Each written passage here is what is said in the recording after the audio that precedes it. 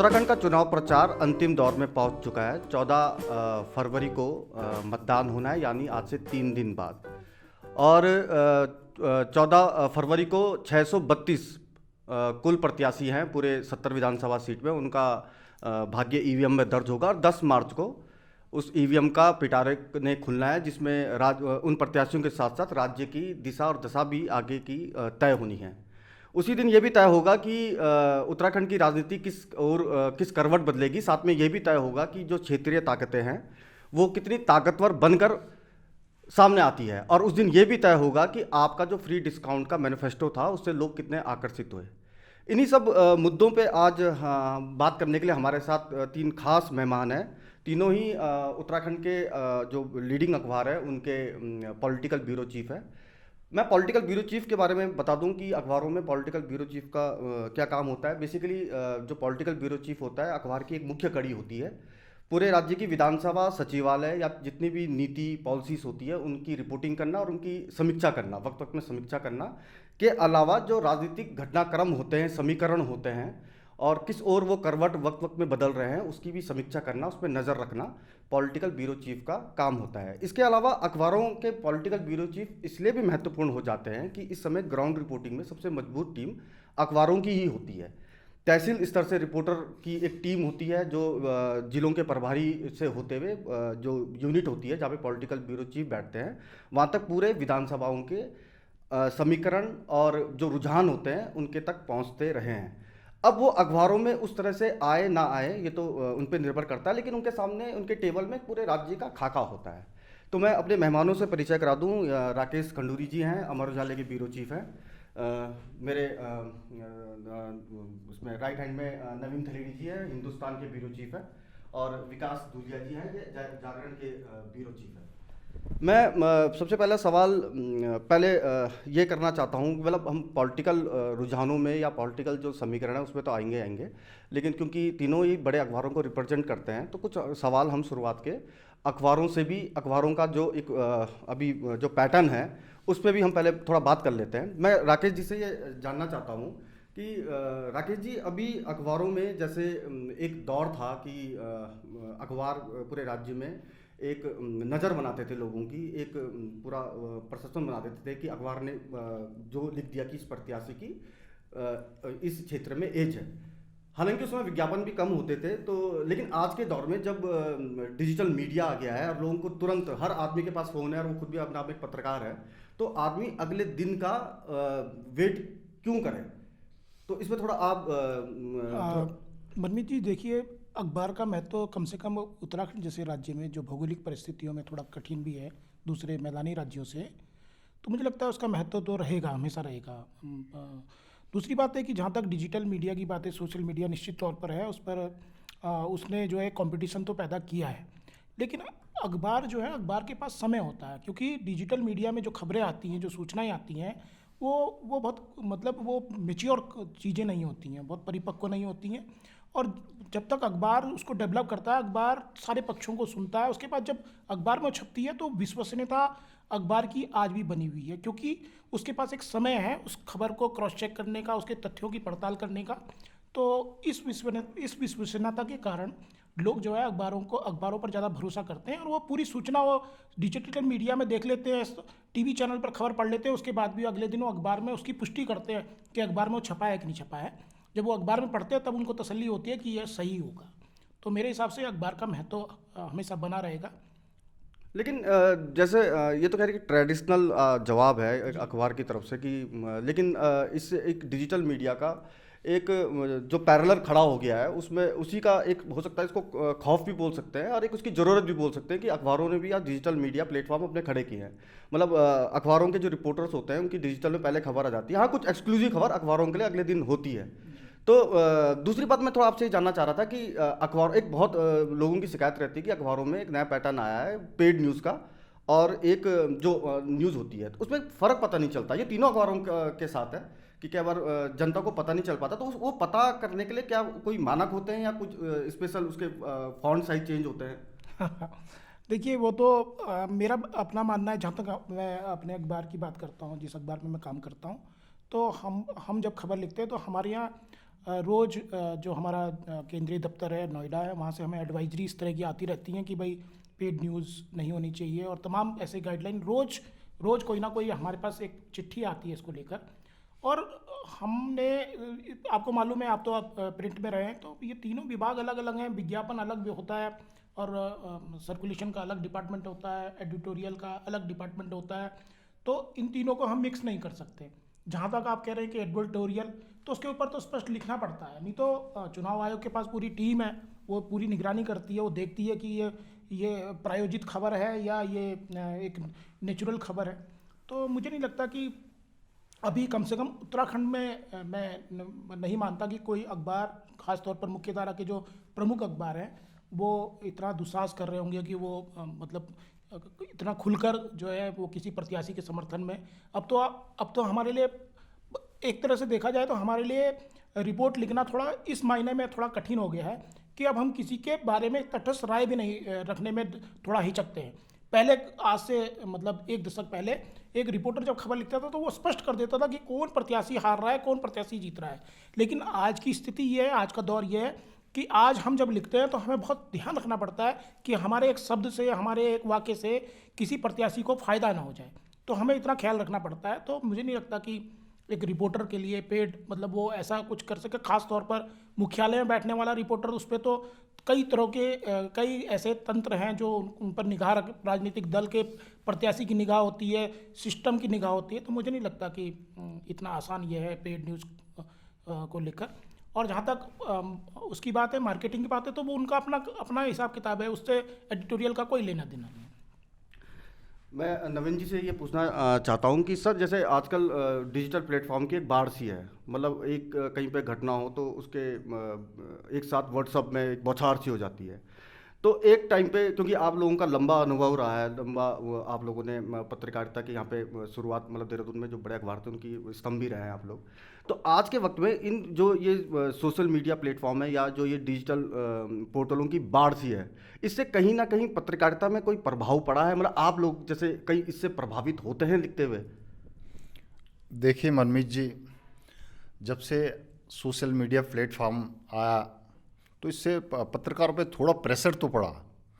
एक अनावश्यक उन पे प्रेशर आ जाता है कि सोशल मीडिया पे कुछ भी आप खबरें आ जाती हैं, उनकी पुष्टि वहाँ होती नहीं सोशल मीडिया में। अखबार को सबसे पहले उसकी पुष्टि करनी पड़ती है। तो ऊपर से मतलब संपादक की तरफ से भी ये प्रेशर आ जा, संपादक के भी फ़ोन पे चला गया कि भाई ये हो गया। तो एक तरह से पहले उसे, सबसे पहले हमें ये वाला प्रेशर आया इसके बाद कि पहले पुष्टि करो। ज़्यादातर जो सोशल मीडिया पे चलती है, बहुत कम ऐसा हो पाता है कि वो सही निकल पाती हैं, क्योंकि सोशल मीडिया पे कोई कुछ भी लिख दे, व्यक्तिगत है, कोई किसी को हराना चाहे या कोई किसी की ठोकना चाहे, वो आज़ाद है। लेकिन अखबार में हाथ बंधे होते हैं, उसे जब तक हर पक्ष से वो बात ना कर ले तब तक वो खबर नहीं दे पाता, नहीं तो एक पक्षीय हो जाती है, वैसे डेस्क में रुक जाती है खबरें। तो प्रेशर तो आया, लेकिन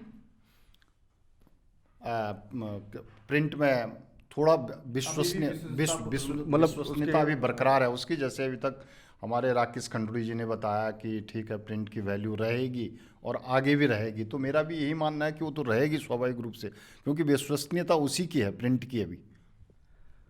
मैं विकास जी से थोड़ा ही पूछना चाह रहा था सर, जैसे अभी इलेक्ट्रॉनिक चैनलों का एक स्टूडियो तक सिमट गया है, जो भी उनके तमाम विश्लेषण होते हैं वो स्टूडियो तक होते हैं। अखबारों में अभी ये गुंजाइश बची हुई है, मतलब अन्य की अपेक्षा एक गुंजाइश होती है। तो जो पूरा एक अखबार का स्ट्रक्चर है, मतलब आप लोग जैसे रिपोर्टिंग करते हैं तो आपके उस पर फील्ड में ग्राउंड रिपोर्टिंग, जैसे वहाँ से तमाम तरह की खबरें आती है।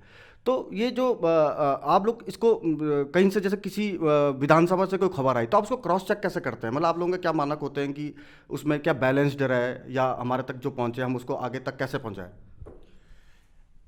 प्रमुख अखबारों में खासकर चुनाव जैसे अवसर पर इसकी पूरी व्यवस्था की जाती है, चुनाव डेस्क बनाई जाती हैं। प्रमुख अखबारों का तहसील स्तर तक नेटवर्क है उत्तराखंड में, वहाँ हमारे रिपोर्टर होते हैं। वो जो सूचनाएं देते हैं, अब तो जैसे आपने अभी थ्रेडी से सोशल मीडिया के बारे में कहा था, सोशल मीडिया का इम्पैक्ट एक ये भी है कि सूचनाओं का प्रवाह बढ़ा है। सूचनाएं आती हैं, कुछ हम बताते हैं उन्हें क्रॉस चेक करके, जब यहाँ आती हैं और वास्तव में बिल्कुल सही कहा अभी खंडूड़ी जी ने कि पहले तो ये लिख लिया जाता था कि किसका पलड़ा भारी है, किसका कम है। पिछले कुछ वर्षों में आपने देखा होगा कि कोई भी इस चीज़ को नहीं लिखता कि कौन जीत रहा है, कौन हार रहा है। और विभिन्न स्तरों से जब ये खबरें चुनाव डेस्क पे आती है या राज्य स्तर की खबर फिर मेरे पास आती है, हम लोग इसको अपने अपने सोर्सेज से चेक करते हैं। लेकिन इसमें हमारी सबसे बड़ी निर्भरता और ज़्यादातर निर्भरता स्थानीय रिपोर्टर पर होती है और उस पर विश्वास करना ज़रूरी भी होता है। ऐसे अवसर बहुत कम आते हैं कि कोई मैनिपुलेटेड खबर आए और इतने ज़्यादा चरणों से गुजर कर प्रकाशन की स्थिति में आए तो उसमें कुछ गलत रह जाए। यह है। ये तो हमने फिर एक अखबार का एक स्ट्रक्चर और उसको जो चुनौतियां हैं उसके बारे में बात करी। अब हम आते हैं अपने मूल मुद्दे पे, जिनके लिए हमारे मेहमान आज हमारे साथ हैं। वो मूल मुद्दा है कि उत्तराखंड में एक जो पूरा रुझान है वो किस तरफ एक करवट बदलता हुआ दिख रहा है। क्योंकि बारामासा की टीम ने भी गढ़वाल की और कुमाऊं की कई सीटों का दौरा किया। हमने जो हमारा अपना एक विश्लेषण था वो हमने अपने एक प्रोग्राम में वो आप लोगों को दिखाया भी था। मैं राकेश जी से जानना चाहता हूं कि आप एक प्रत्यक्ष तौर पे ही ना सही, लेकिन आप पहले गढ़वाल से, कि गढ़वाल में आपको क्या लगता है, क्योंकि पिछले बार गढ़वाल में भी एक तरफा भाजपा को मैंडेट मिला था। इस बार आपको क्या लगता है कि कहाँ पे भाजपा को चुनौती मिल रही है, या कल जैसे श्रीनगर में प्रधानमंत्री की रैली थी उसके बाद क्या कुछ बदलाव आया? तो थोड़ा इसके बारे में आप थोड़ा गढ़वाल का एक थोड़ा खाका हमारे सामने खींच देंगे। देखिए मनमीत जी, उत्तराखंड का जो राजनीतिक जो मिजाज है, अगर दूसरे राज्यों से तुलना करें तो हम उत्तर प्रदेश का हमारे पास काफ़ी इसका प्रभाव है। हम राजनीतिक रूप से बहुत ज़्यादा जागरूक हैं। हमारा मतदाता 5 साल कुछ बोलता नहीं है, लेकिन वो देखो 4 चुनाव हो चुके हैं इस राज्य में। चारों चुनाव में उसने सत्ता में बैठी पार्टी को उसने विदा कर दिया। इस बार जो सत्ता में पार्टी है उसने उसका दावा, उसका कहना है कि हम इस बार एक मतलब 60 पार का उन्होंने नारा दिया कि अब की बार 60 पार, और बहुत आत्मविश्वास उनमें है। मतलब वो इसको विपक्ष भले ही ओवर कॉन्फिडेंस कहे, लेकिन वो कहते हैं कि हम पूरे हमारे को पूरा भरोसा है कि हम 60 पार। गढ़वाल का जो मिजाज है, गढ़वाल का जो मिजाज है, पॉलिटिकल जो मिजाज है, वो जो पिछला चुनाव हुआ था 2017 का चुनाव हुआ था, तो उसमें कहीं ना कहीं मोदी एक बहुत बड़ा फैक्टर थे। और इस चुनाव में भी जब ये चुनाव शुरू हुआ तो उस समय ये माना जा रहा था कि मोदी शायद फैक्टर नहीं है, लेकिन भाजपा ने जिस तरह से मोदी की हर 70 की 70 विधानसभा में हर प्रत्याशी ये चाहता है कि पीएम मोदी आए और वो उनके चुनाव में प्रचार करें, उनके चुनाव क्षेत्र में जनसभा करें। तो मेरा मानना है कि मोदी एक बहुत बड़ा फैक्टर इस गढ़वाल क्षेत्र में, और हो सकता है गढ़वाल कुमाऊं में भी ये बड़ा फैक्टर हों। और जहाँ तक बात पलड़ा भारी होने की या उसकी बात है, तो मैं कह रहा हूँ कि यहाँ का वोटर जो है बहुत चुप है, बहुत शांत है। 2017 में हमने कल्पना भी नहीं की थी कि भाजपा 57 सीटें ले लेगी। हमने जो एक मतलब मेरा मानना है, मैं दावा करता हूँ कि शायद ही कोई ऐसा रिपोर्टर होगा जिसने ये कल्पना की होगी कि भाजपा जो है 57 सीटें ले लेगी। हम बिल्कुल कल्पना नहीं कर रहे थे, और हम ये कल्पना भी कर रहे थे कि जो कांग्रेस है वो 11 नंबर पे सिमट जाएगी।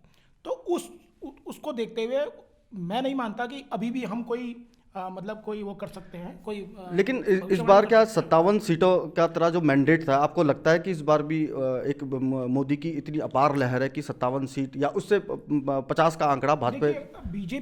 बीजेपी और कांग्रेस में थोड़ा फर्क है। ये बात सही है कि 5 साल सत्तारूढ़ी रुझान है, और हर विधायक के प्रति भी एक जो एंटी इनकम्बेंसी होती है, वो फैक्टर वो तो उसको को नज़रअंदाज नहीं कर सकते, उसको वो तो होता ही होता है, वो नेचुरल है। लेकिन मेरा मानना है कि बीजेपी जो है सांगठनिक रूप से दूसरे जितने भी दल हैं उनमें काफ़ी सशक्त है। उसके पास एक नेटवर्क है, हर उसके ब्लॉक स्तर से बूथ स्तर पर उसके कार्यकर्ता हैं, और वो साइलेंटली काम करते हैं। और उनके पास एक बहुत बड़ी उनकी बहुत बड़ी एक पावर है, पावर बैंक जिसे बोलते हैं, वो है आरएसएस बहुत साइलेंटली काम करती है। तो और वो किसी को मतलब ऐसा भी नहीं है कि हमें भी नहीं पता कि आरएसएस कहाँ पर काम कर रही है, कैसे काम कर रही है।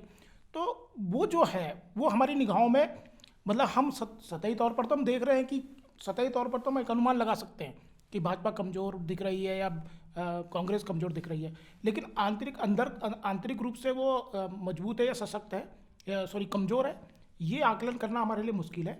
लेकिन ये बात सही है कि जो परिस्थितियां हैं, जो इस समय की जो माहौल जो नज़र आ रहा है, तो भाजपा में थोड़ा सा जो है वो मतलब प्रचंड बहुमत हासिल करने वाला कॉन्फिडेंस नहीं दिख रहा। सर मैं ये जानना चाहूँगा कि जैसे हमने अभी राकेश जी से पूछा था कि उत्तराखंड में इस समय कई सीटें ऐसी हैं जहाँ पे त्रिकोणीय मुकाबला है। वो ऐसी सीटें हैं जहाँ पे पिछले बार भाजपा का एक तरफा स्वीप था। जैसे हम 15 गढ़वाल की कई सीटों की बात करें तो वहाँ पे कुछ गिनी चुनी सीटें थी जहाँ पे कांग्रेस थी, जिसमें एक केदारनाथ है, वो भी 400 वोटों से ही मार्जिन से वो जीते थे। लेकिन इस बार कई सीटें ऐसी हैं कि जिसमें त्रिकोणीय मुकाबला है। तो आपको क्या लगता है कि इस बार उत्तराखंड में जो सियासी हुआ है किस ओर, मतलब 58 वाला क्या बहुमत ये दोबारा अचीव कर पाएंगे, या कांग्रेस का थोड़ा इस बार एज है, या फिर दोनों का फिर कांटे का ही मुकाबला है? देखिए मनमीत जी, पिछला मैं जो अभी तक के 4 चुनाव है इसका बैकग्राउंडर थोड़ा एक बार आपके सामने रखता हूँ। जो हमारा 2002 में पहला चुनाव हुआ था, 2002, 2007 और 2012, तो इसमें मतदान भाजपा और कांग्रेस में बहुत कम 1-1.5% का अंतर रहा। 1-1.5% के अंतर से ही सरकार बनी है। 2002 में भाजपा के 25 थे, 25%, 25 दशमलव कुछ ऐसी, कांग्रेस का 26 दशमलव कुछ था। ऐसी 2007 में भाजपा का 31 आ गया, कांग्रेस का 29% आ गया। 12 में लगभग बराबर रहा, 33 दशमलव कुछ, और ऐसे अंतर रहा। 2017 में बहुत बड़ा अंतर आया, 13% का अंतर, भाजपा 13% के अंतर से वो अधिक बढ़त हासिल की। उसकी वजह अभी जैसे खंडूड़ी जी ने बताया कि भाई मोदी लहर या मोदी फैक्टर, तो मैं भी यही मानता हूँ कि वो 2017 में मोदी फैक्टर था।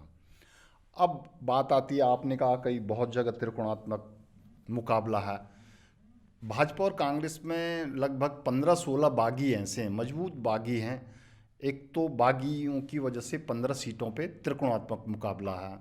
आप जैसे गंगोत्री देखा, यमुनोत्री में भी ऐसा ही है, धनौल्टी में है, इसी तरह रुद्रप्रयाग में है, इसी तरह आप कोटद्वार देख लीजिए, डोईवाला देख लीजिए, धर्मपुर देख लीजिए, लाल कुआं जहाँ से पूर्व सीएम हरीश रावत हैं कांग्रेस से, और इसी देवप्रयाग नहीं है, इसी तरह आप लाल कुआं भी लाल कुआं बता चुका हूँ, रामनगर, रुद्रपुर।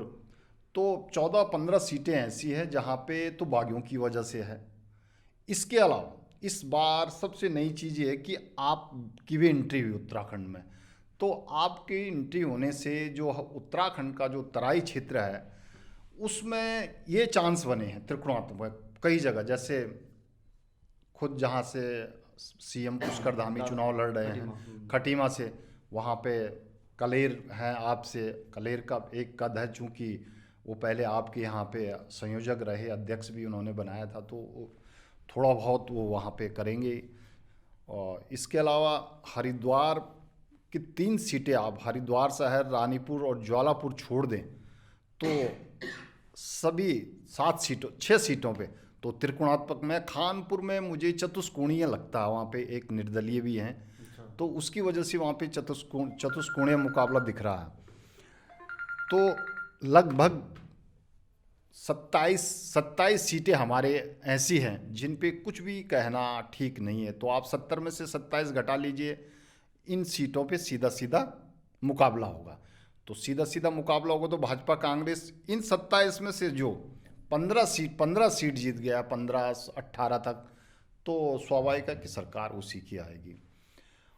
जैसे आपने अभी बताया कि पिछली बार 57 सीटें आई, और इस बार क्या परिस्थितियां हैं, इस बार क्या मिजाज है लोगों का।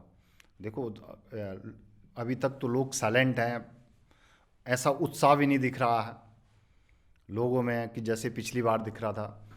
तो मुझे लगता है भाजपा नीचे तो आएगी, लेकिन सरकार बना ले जाएगी। दोनों में अच्छी टक्कर है, कांग्रेस भाजपा दोनों में अच्छी टक्कर है, भाजपा नीचे आ सकती है। लेकिन जितने सीटों का आप डिक्लाइन बता रहे हैं भाजपा का, उस लिहाज से तो भाजपा फिर सरकार, मतलब 58 सीटों का बहुमत ना आया या 50 का ना आया, लेकिन वो अपने सरकार बनाने लायक तो सीटें ला ही रही है।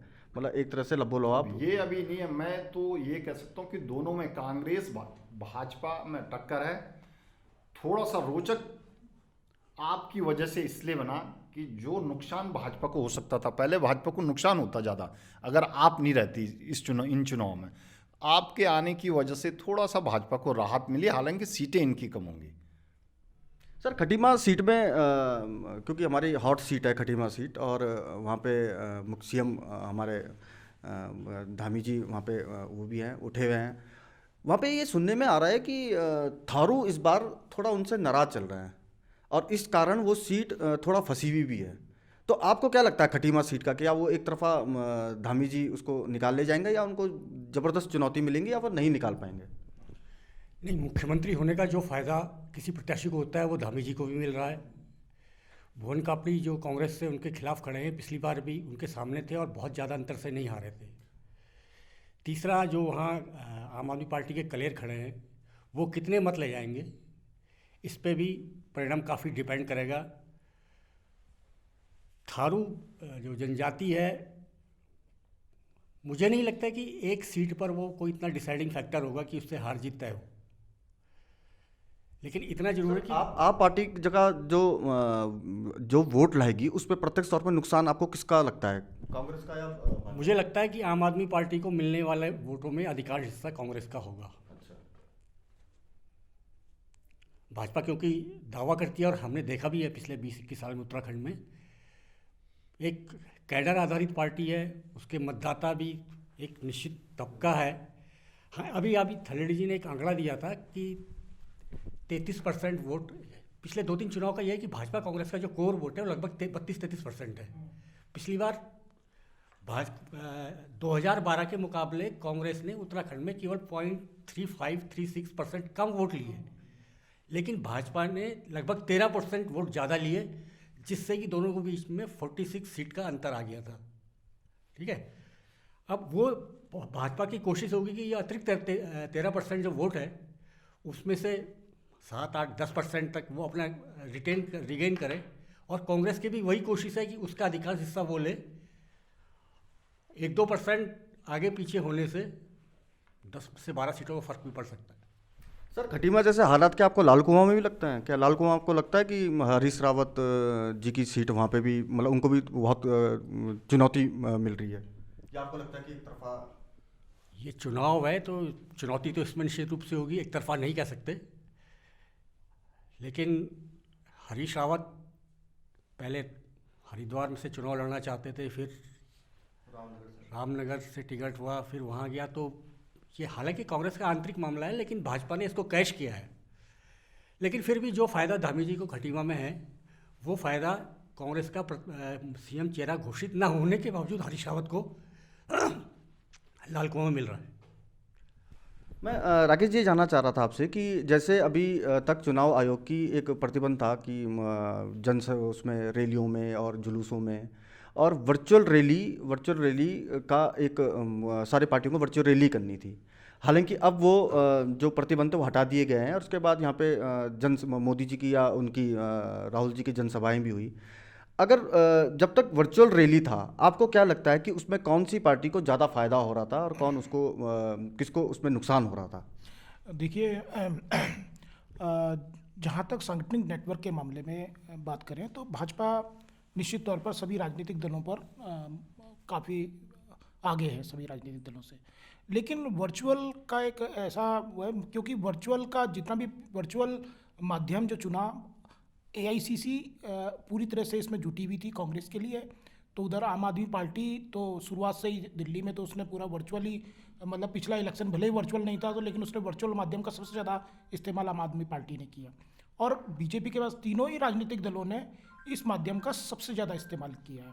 और मुझे लगता है कि तीनों दल जो है वर्चुअल माध्यम से अपना प्रचार करने में काफ़ी हद तक जो है वो जो उनकी क्षमताएं थी उस हिसाब से उन्होंने उसका फ़ायदा उठाया।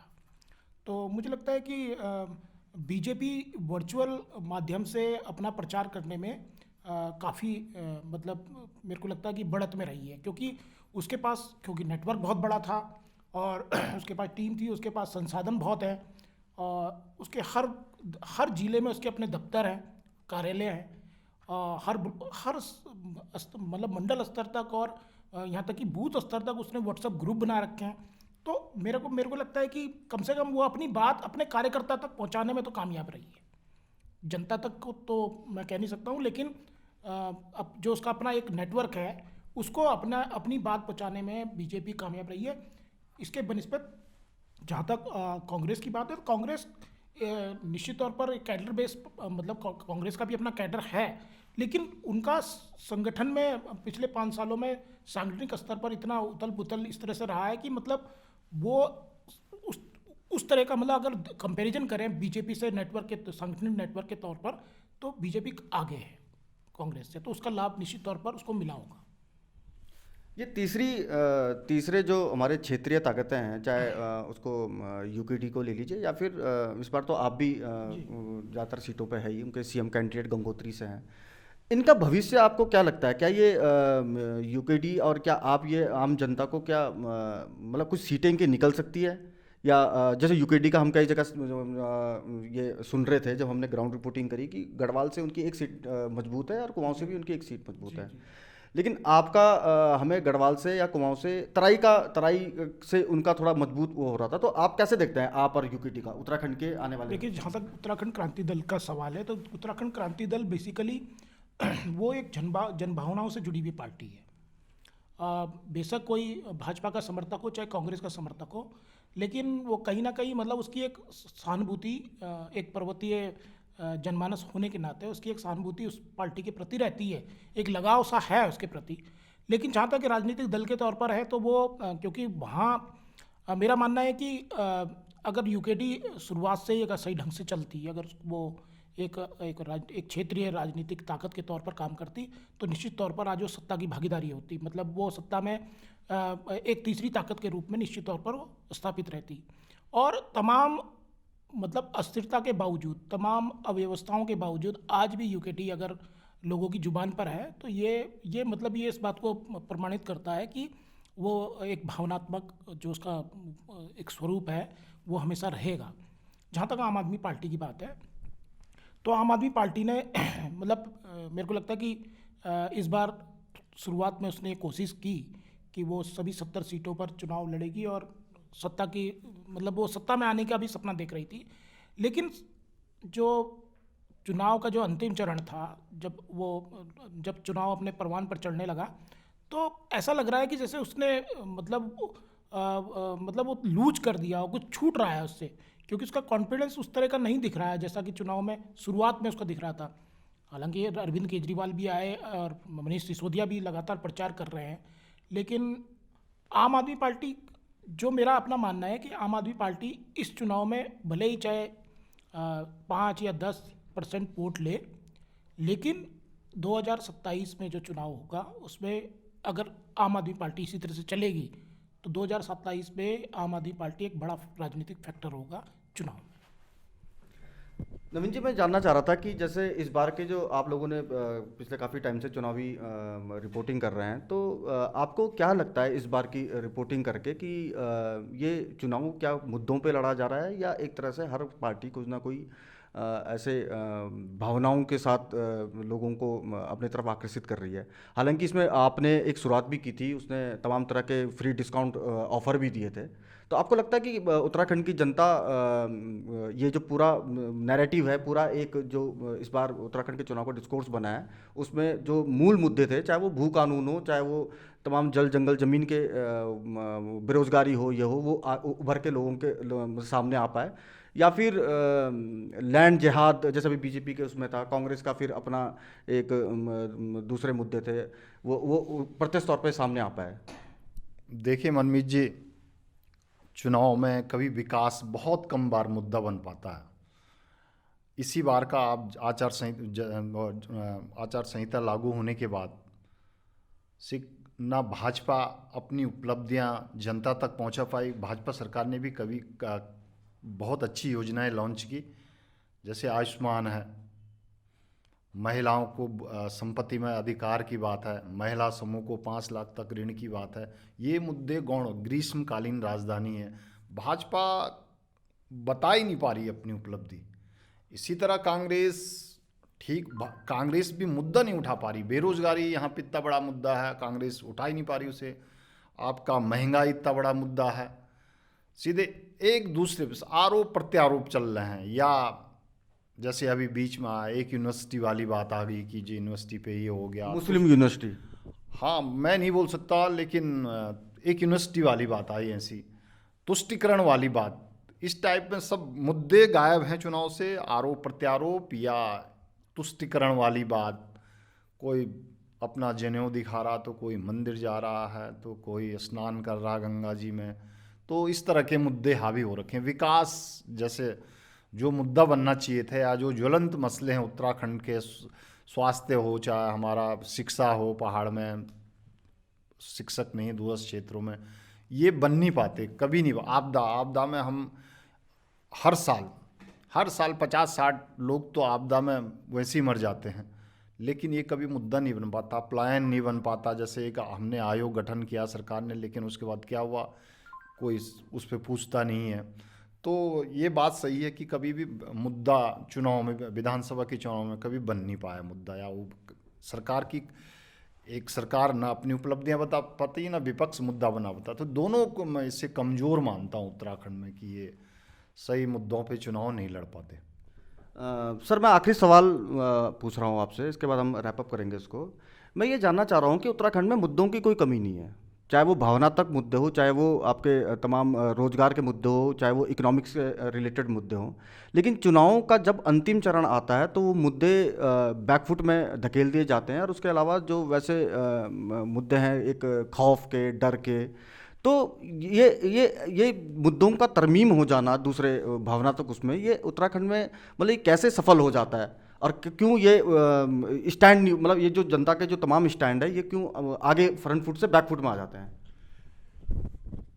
मतदान से पहले के चुनाव प्रचार के अंतिम दौर में सभी राजनीतिक दल, उनकी नज़रें रहती हैं फ्लोटिंग वोटर पर। फ्लोटिंग वोटर मतलब जो अंत में यह देख के तय करता है किसका वजन ज़्यादा है, कौन जीतता हुआ लग रहा है। 2, 3, 4, 5% ऐसा वोटर होता है। उत्तराखंड छोटा राज्य है, यहाँ कई सीटें ऐसी हैं जहाँ की 2000 से कम पे हार जीत होती है, 200-400 पे हार जीत होती है। और अगर ये फ्लोटिंग वोटर 4 से 5% इस तरह के विषयों से प्रभावित होकर उनके पक्ष में ध्रुवीकृत होता है तो ये पूरे चुनाव की तस्वीर को प्रभावित करता है।